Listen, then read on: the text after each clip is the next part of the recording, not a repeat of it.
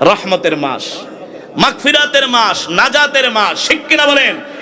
আজকে সেই রমজান নিয়ে আমাদের কোনো প্রস্তুতি নাই। দুঃখের বিষয়, রমজান নিয়ে আমাদের কোনো প্রস্তুতি নাই। আর সাহাবায়ে কেরামের প্রস্তুতি ছিল, রমজান মাস আসার আগেই তারা ঘরগুলোকে পরিপাটি করতেন, বিছনাবাটিগুলো পরিপাটি করতেন, কিভাবে একটা মাস বেশি করে ইবাদত করা যায়। এই রহমতের মাস, মাগফিরাতের মাস, নাজাতের মাস আমাদের দরজায় কড়া নাড়তেছে। সাবধান মুসলমান, সাবধান যুবক, এই রমজান মাসে প্রত্যেকটা যুবককে 30টা রোজা রাখতে হবে, ঠিক কিনা বলেন? যেই কোরআনুল কারীমের তেলাওয়াত করলাম, সকাল সন্ধ্যায় এই কোরআন তেলাওয়াত করতে হবে। রাজি আছেন? আজকে ঘরে যায় ফরমান জারি করবেন, সাবধান, রমজান মাসে রোজা না রাখলে ঘরের মধ্যে দিনের বেলা কোনো রান্না বান্না হবে না। শুধু শিশু বাচ্চারা ছাড়া প্রত্যেককে রোজা রাখতে হবে। এই ফরমান জারি করতে পারবেন তো ইনশাআল্লাহ? মুসলমান, রহমত, মাগফিরাত, নাজাত আল্লাহ আমাদেরকে কেন দিয়েছেন জানেন? আমরা বাকি 11 মাস গুনাহ করি, একটা মাস যদি আমরা ইবাদত করি, আল্লাহ তাআলা এই 10 দিনের রহমত দিয়ে আমাদের গুনাহগুলো ধুয়ে মুছে পরিষ্কার করে দিবে, ঠিক কিনা বলেন? আল্লাহ ডাক দিয়ে বলে, বান্দা হতাশ হইস না, রহমতের পরে আমি আল্লাহ তোদের জন্য আরো 10 দিন দিছি মাগফিরাত। কি? এই মাগফিরাতে তোদের সব গুনাহগুলো ক্ষমা করা। আমার কাছে বেশি বেশি দোয়া কর, আমার কাছে কান্নাকাটি কর, আমি আল্লাহ মাগফিরাতে তোদের গুনাহগুলো মাফ করে দিব। যদি এই মাগফিরাতের 10 গুনাহ মাফ করাইতে না পারোস, তাহলে আরো 10 দিন আছে নাজাত। কথা বলেন? আরো 10 দিন আছে কি? এই নাজাতের 10 দিন বেশি করে কান্নাকাটি কর, আমি আল্লাহ তোদের গুনাহগুলো মাফ করে দিব।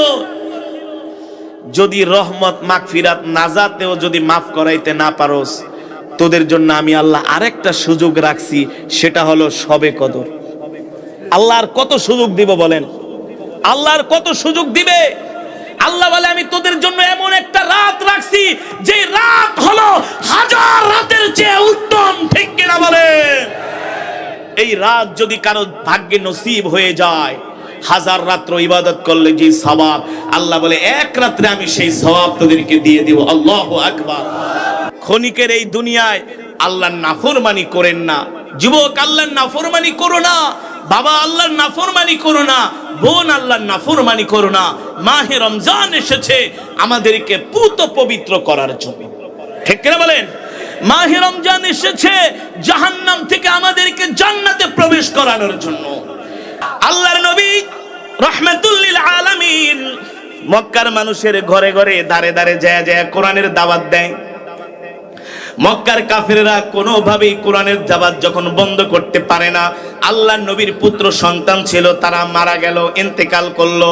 ইন্তেকাল করার পরে আবু জেহেল বাড়িতে বাড়িতে, দোকানে দোকানে যেয়ে যে মক্কার মানুষদেরকে বলে, এ মক্কার মানুষেরা এদিকে আসো, মুহাম্মদকে নিয়ে তোমরা মাথা ঘামাঘামি করো না, মুহাম্মদকে নিয়ে আর টেনশন করো না, চিন্তা করো না। আমিও এখন থেকে মুহাম্মদকে নিয়ে টেনশন করি না, চিন্তা করি না।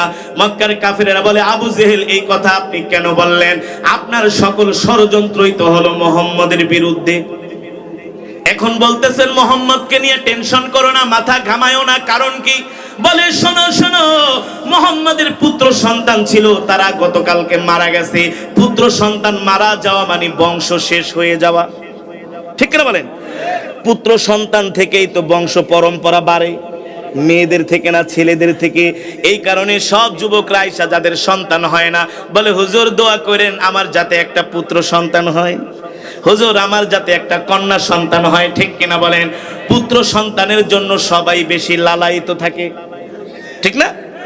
আল্লাহ নবীর পুত্র সন্তানরা যখন মারা গেলেন, মক্কার কাফিররা মক্কার মানুষদেরকে বলতেছে, শোনো শোনো, মুহাম্মদ নির্বংশ হয়ে গেছে। বলেন নাউজুবিল্লাহ। মুহাম্মদের পুত্র সন্তান মারা গেছে, মুহাম্মদের বংশ শেষ। আমার নবীকে মক্কার কাফেররা নির্বংশ বইলা গালি দেয়। ইন্না শানিআকা হুয়াল আবতার। মক্কার কাফেররা আমার নবীকে আবতার বলে গালি দিয়েছে, নির্বংশ বইলা গালি দিয়েছে। আমার নবীর হৃদয়ে কষ্ট লাগছে, দিলের মধ্যে কষ্ট লেগেছে। আমার নবী কষ্ট পাইতেছে, কান্না করতেছে। আল্লাহর নবীর চোখের পানি, আল্লাহর নবীর চোখের পানি রব্বুল আলামিন সহ্য করতে পারলেন না। রব্বুল আলামিন সূরাত আলাম নাশরাহ লাকা নাজির করে দিলেন। আর জিবরাইলকে বললেন, ও জিবরাইল, জমিনে যাও, জমিনে যাও, আমার হাবিবকে মক্কার কাফেররা নির্বংশ বইলা গালি দিছে, আমার নবী কষ্ট পাইতেছে। আমার নবীকে যে বলে দাও, আমার হাবিবকে যে বলে দাও, মক্কার কাফেররা আপনাকে নির্বংশ বইলা গালি দিছে, হাবিব আপনি কষ্ট পাবেন না। ওরাফানা লাকা যিকরাক, আপনার পুত্র সন্তান মারা গেছে, তাতে কি হয়েছে? আপনার নাম নেওয়ার জন্য আল্লাহ তাআলা এই জমিনে কোটি কোটি আপনার উম্মত বানায়া দিবে। ও নবী, আপনি কান্না করবেন না, কষ্ট পাবেন না।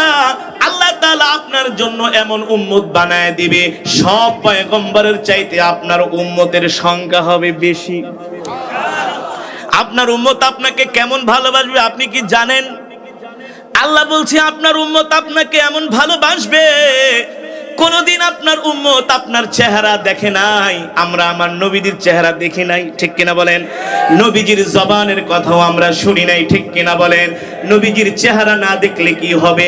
নবীজির জবানের কথা না শুনলে কি হবে?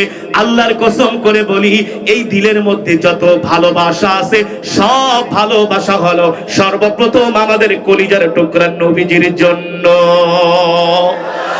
এই নবীর জন্য যদি আমাদের মাল দিতে হয়, আমরা মাল দিতে রাজি আছি। এই নবীর জন্য যদি জীবন দিতে হয়, আমরা জীবন দিতে রাজি আছি, ঠিক কিনা বলে? যে কোনো সময়, যে কোনো মুহূর্তে আল্লাহর নবীর জন্য বুলেটের সামনে এই বুকটা পেতে দিতে রাজি আছি।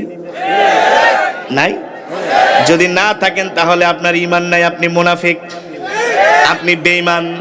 ও যুবক, দেখো না, পঞ্চগড়ে 3 জন রাসূলের আশিক আল্লাহর নবীর জন্য জীবন দিয়ে দিয়েছে, ঠিক কিনা বলেন? শাহবাগের চত্বরে আল্লাহর নবীর জন্য ওলামায়ে দেওবন্দের সন্তানেরা জীবন দিয়ে দিয়েছে। যখন কাফেরেরা আমার নবীর ব্যঙ্গচিত্র অঙ্কন করেছিল, ঢাকার রাজপথে আমরা আল্লাহর নবীর ইজ্জত রক্ষায় মিছিল করেছি, ঠিক কিনা বলেন?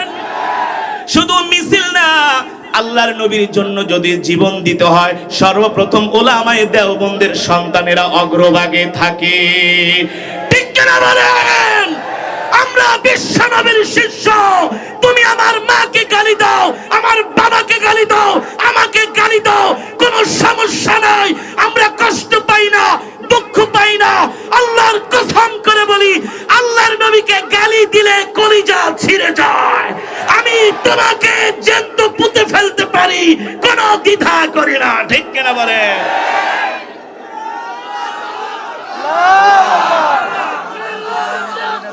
আল্লাহু আকবার, আল্লাহু আকবার। বিশ্বনবী মুস্তাফা, আমার নবী তোমার নবী। মুসলমান, আল্লাহ রাব্বুল আলামিন কোরআনের মধ্যে বলছেন, লাকাদ জাআকুম রাসূলুম মিন আনফুসিকুম আজিজুন আলাইহি মা আনিতুম হারিসুন আলাইকুম বিল মুমিনিনা রাউফুর রহিম। আল্লাহ রাব্বুল আলামিন বলেন, হে দুনিয়ার মানুষ, আমি তোমাদের মধ্য থেকে তোমাদের জন্য এমন একজন রাসূল পাঠাইছি, তোমরা যদি কষ্ট পাও, তোমাদের রাসূলও কষ্ট পায়। আমরা কষ্ট পাইলে আমাদের নবীও কষ্ট পায়, ঠিক কিনা বলেন? এই নবী আমাদের জন্য তায়েফের ময়দানে আল্লাহ তাআলার কাছে দোয়া করেছেন, ঠিক কিনা বলেন?